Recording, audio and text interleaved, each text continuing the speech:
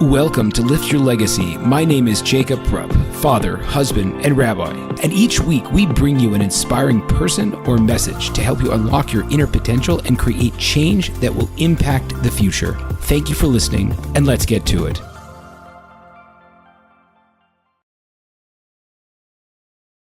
Rabbi YY Rubinstein, thank you so much for joining us today on the Lift Your Legacy podcast. Please tell me a little bit about what you see your role amongst the Jewish people. My role is I'm a big fan of Jews. I like Jews, and I like explaining Judaism to Jews who don't really know very much about it, or Judaism to Jews who do know a lot about it and like to know a little bit more up to whatever level I have. So when I was, my previous incarnation, I was the rabbi to 14 universities in the northwest of England, like Manchester and Liverpool, looking after about 3,000 Jewish students every year. And that was for a quarter of a century. And it was college students, you're saying, university students? Yeah, college students, yeah. And that was an enormous privilege, looking after them and helping them and introducing them to Judaism. I'm not in the pushing business. My job is to show that Judaism is an open door and something really interesting on the other side. And if it's up to them to choose whether they want to walk through that door. And I enjoy doing it. I enjoy meeting Jews. I think every Jew is a story. Every Jew is a book. In fact, I write a column in one of the Jewish newspapers called Masterpieces, and it's all about Jews that I know, many of whom really are masterpieces, but every Jew is an interesting story. So my job really, my role within the Jewish people, I suppose, is making Judaism interesting and accessible and funny, so that people will enjoy getting to know something which maybe 6 generations ago their families are very familiar with. And now maybe it's sort of like, what's all that about sort of stuff. So that's my job, making it accessible and fun. And you have so many different avenues through which you do it, and you're traveling all over the place. So is the themes essentially the same, or are you really having to change your messaging for the audience? Yeah, well, I just, on Thursday, we'll be going into a studio in Manhattan and recording 8 programs for the BBC. And obviously, if you're talking to essentially a non-Jewish audience, I mean, the message is the same in as much as it's an authentic Jewish message. So the ideas they all have to be authentic. Obviously, how you present, the language you use is going to be very, very different. So I'm blessed to have an eclectic range. I'm able to talk to non-Jewish audiences. As you may know, the Queen likes me. Her Majesty the Queen. She came to Manchester just before we moved to the States 7 years ago, and she was presented to the president of the Manchester Jewish community, and she said, "Is Rabbi YY here?" And we said, "No, ma'am." "Oh, what a pity. We listen to him all the time on the radio, and we think he's awfully good." So that's really quite fun.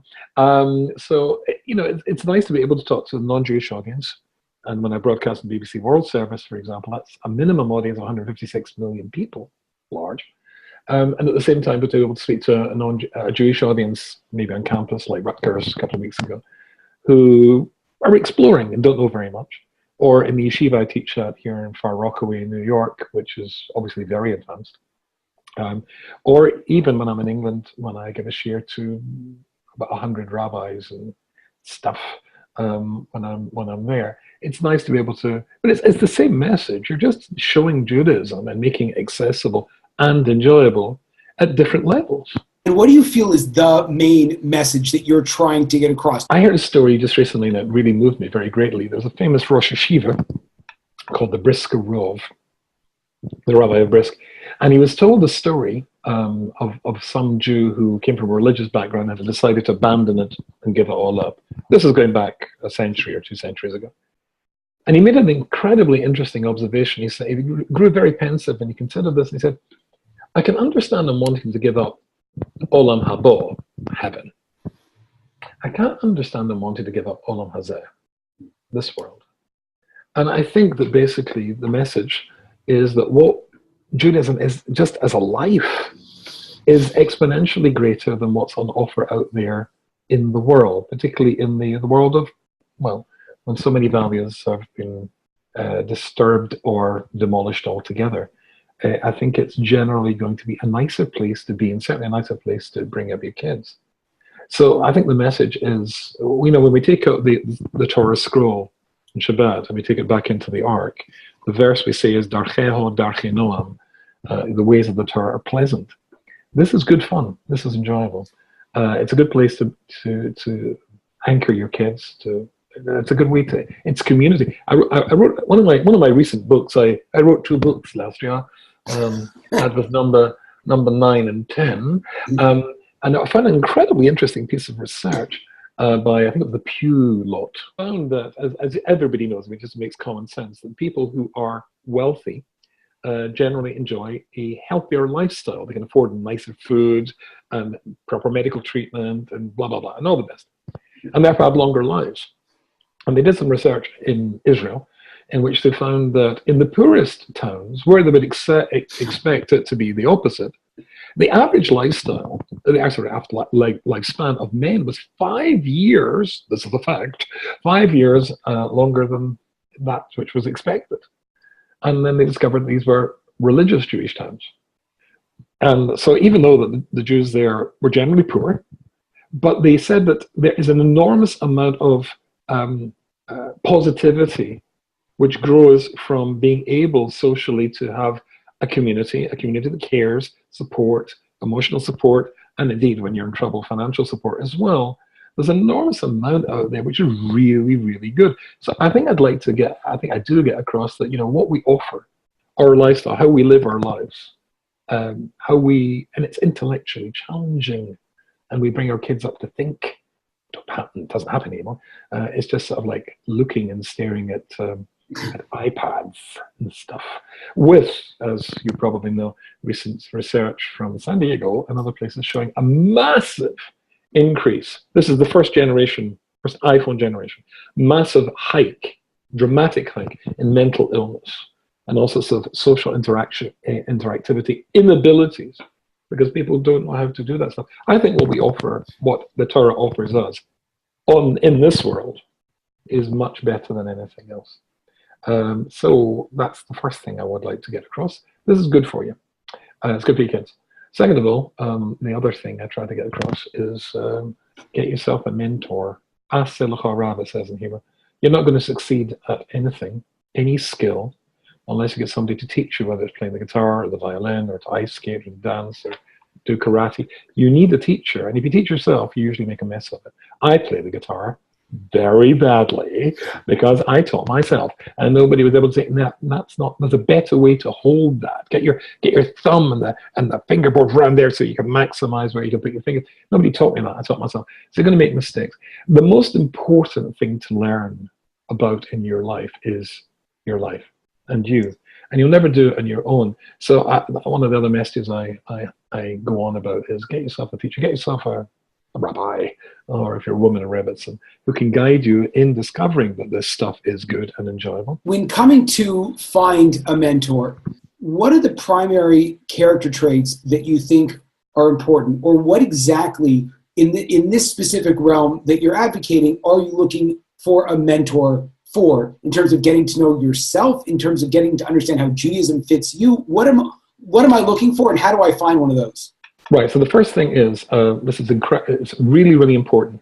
In any field, it's crucially important to make sure that the person is actually qualified to do the job, right?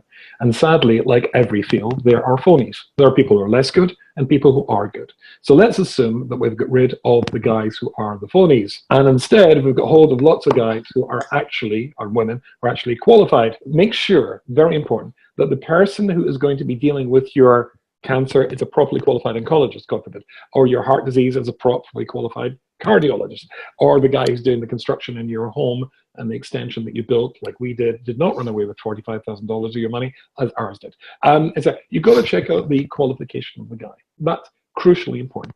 So assuming that he's qualified to teach you the guitar, ice skating, wrestling, jiu-jitsu, whatever it is, then it's a question of, is he a fit for me? Does he get me as a person? Does he understand and sympathize with where I want to go to at the pace I want to go at? And it's a chemistry thing. When it says get yourself, as it says in Judaism, get yourself a teacher, it's your choice.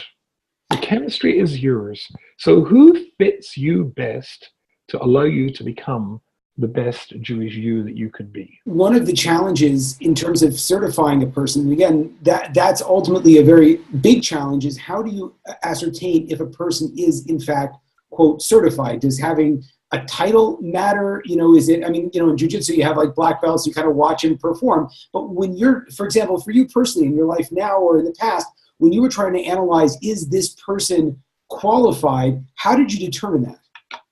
Right, so I think the unfortunate thing is anybody can forge a piece of paper and stick it on the wall. Anybody can invent a history, and sadly there's lots of that about. I think if I were to ask the question, let's do it the other way about it. Let's make it a medical thing. You have a heart problem and you want to find the best heart surgeon in the United States of America. How would you find that? Now you've got to leave aside the word Google and the word Wikipedia, right? Leave that out. So how would you find that? Basically, what you have to do is say, how will you find this person? How would you find the person? And the answer is, you would ask other experts in that field who was the best. Who is the best heart surgeon in America? Probably a guy called Rifkin, who happens to be a distant relative of mine. And then you would go to him. You would have to ask the experts, because you're not, unless you're a doctor, an oncologist, a cardiologist, or whatever it is, you wouldn't know. So I think, like everything that's really important, you'd have to do proper research to make sure you've got the proper guy.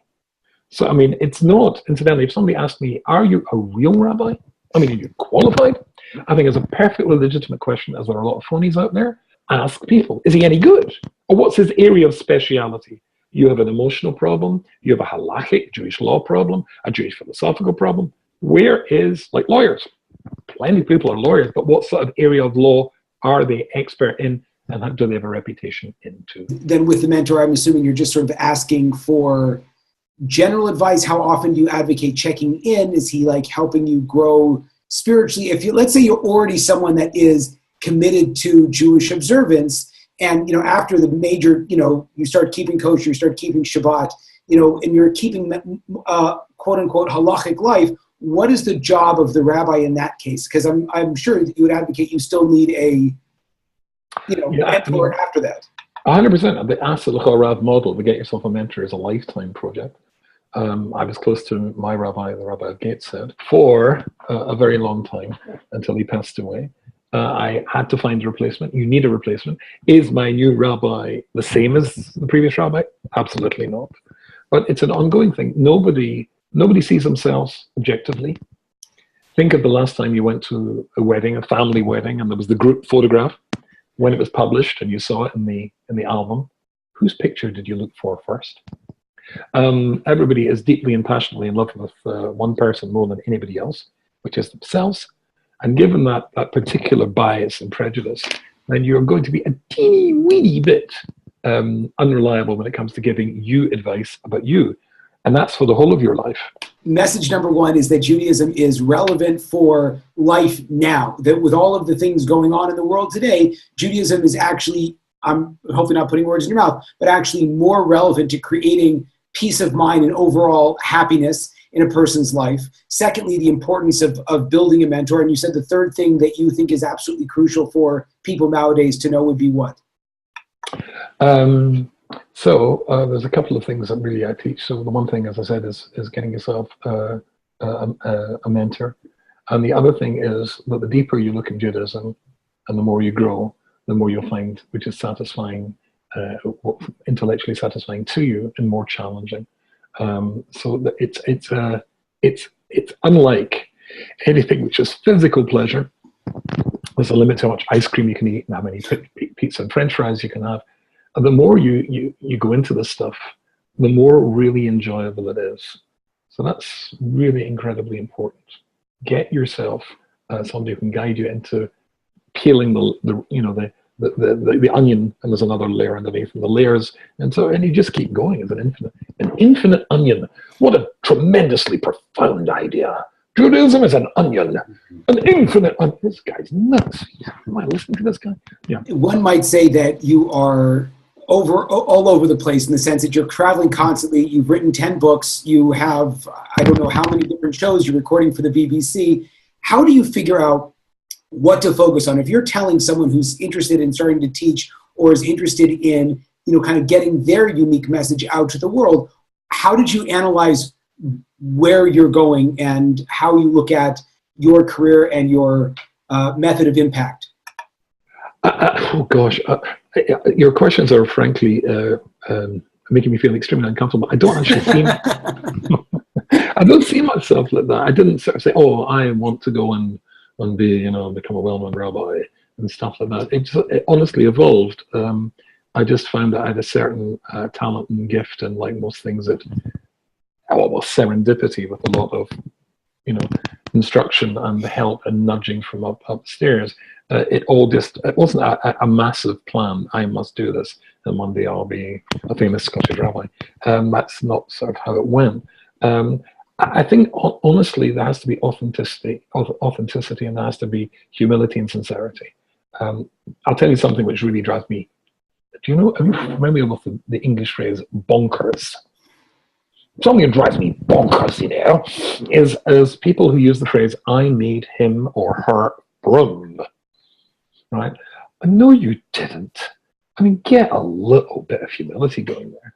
The person who made themselves religious or more committed to their people and their peoplehood is the person themselves. The person who had the fight with the parents who were terrified, and probably rightly so, that they would lose their kid. The person who lost all their friends, who they suddenly discovered weren't so friendly with them after all, because they took on a different perspective of life. They lost, and sometimes I certainly know some people who lost or gave up inheritances of millions and millions of pounds of dollars because they wanted to pursue that lifestyle. They're the heroes. They're the, or who went and sat and struggled and broke their heads, as they say, trying to come to terms with all the Hebrew, a new language, and Aramaic, what, too, and then Yiddish. Oh no, in my yeshiva, first of all, you study something called the Talmud in Aramaic, with commentary in Hebrew, and then lectures are in Yiddish.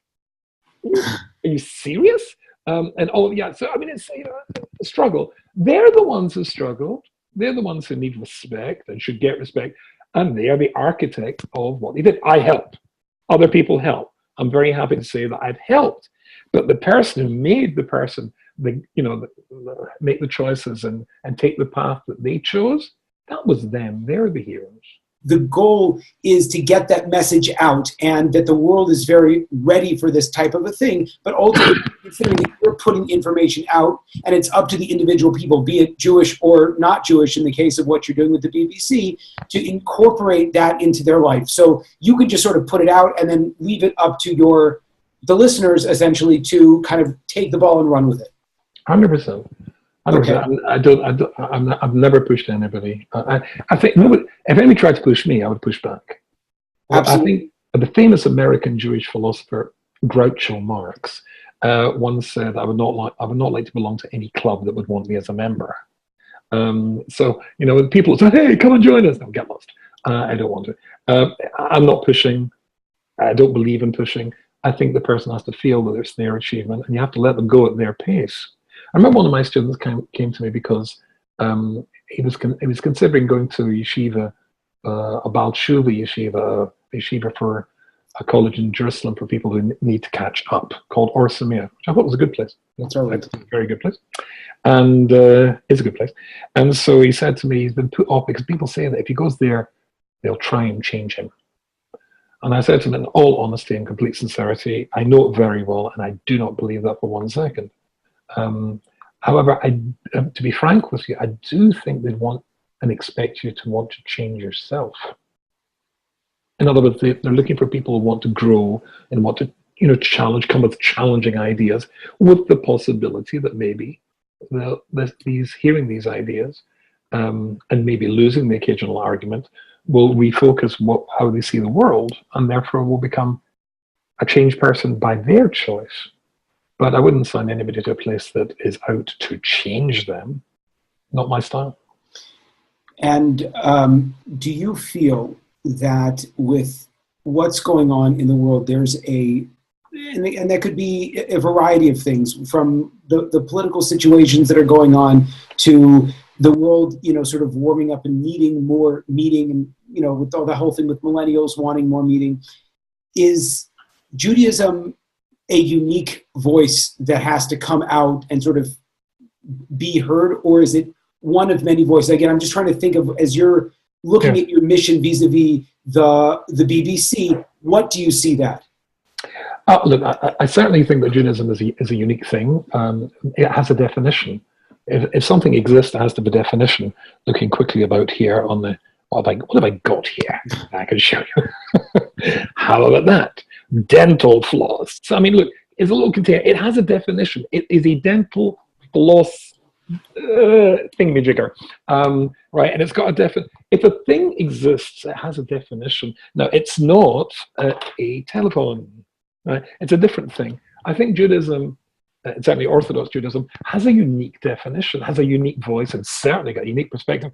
And particularly when you consider how long it's been here and how many times it's faced challenges throughout the eras that it has been part of, including Greece and everything Greek was the word, and was incredibly seductive and incredibly exciting. And Judaism sort of like, yeah, we can deal with that, and we can deal with this. We dealt with socialism and name an ism, we've been there, done it, and got a t-shirt. So I think Judaism has a unique perspective, a common denominator running through the last 4,000, 5,000, however you want to calculate this, years. It's interesting. I mean, it's interesting that it produced the people who've got, was it 22% of all Nobel Prizes? I'm leaving Bob Dylan out of this. I'm not really.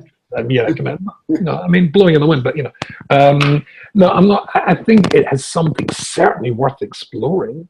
And as the two other religions that claim to have sprung from us, Christianity and Islam, and then the other ones that came from them, etc., they all say that they started with us. So, I mean, as it said, as the great song says, let's start at the very beginning. A very good place to start. When you read, you begin with ABC. When you sing, you begin with Do, Re, Mi. Well, when you think about God, you begin with Judaism. I just made that up. That's quite good. You didn't just make that up. I did actually. That's very impressive. I know. Now, okay, great. So just to conclude, the idea being that the world, I think, is more and more becoming aware of spirituality. I mean, not that they haven't been aware of spirituality, but I guess revisiting it as something that's interesting, and therefore it's kind of a unique opportunity for us to, even with the non-Jewish world, to sort of interject and to start to explain what we have been doing for whatever 5,000 or 3,300 years. Is that a fair way of saying it? Yeah. Look, I would say that Judaism has a lead role and an authentic claim to be extraordinarily significant, as perhaps you would say the violin is in the orchestra. That's hardly to say it is the only instrument that has to be heard.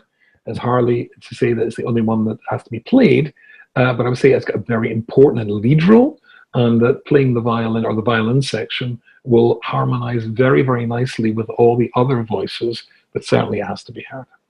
Amazing. Rabbi YY, how do people find you, hear more about you, catch you on one of your whirlwind tours? Oh, I see. Well, you could always look at my website, okay, which is RabbiYY.com, or even better, just Facebook. I usually put all my stuff on Facebook. So if you go to my Facebook page or check it out, when I'm in your neck of the woods, you'll hear about it. Thanks to our friends at Facebook. Amazing. Rabbi, thank you so much for the time. I appreciate it. There you have it, folks, another inspiring episode. If you enjoyed this, I ask you to please share this with your friends and to like us over on Rabbi Rupp through Facebook or on YouTube. And the more that we're able to get these important messages out, the more that we can really make an impact in the world. So I encourage you, please, to stay tuned. We have a ton of amazing speakers coming up, and also to tell your friends about it. Thank you very much.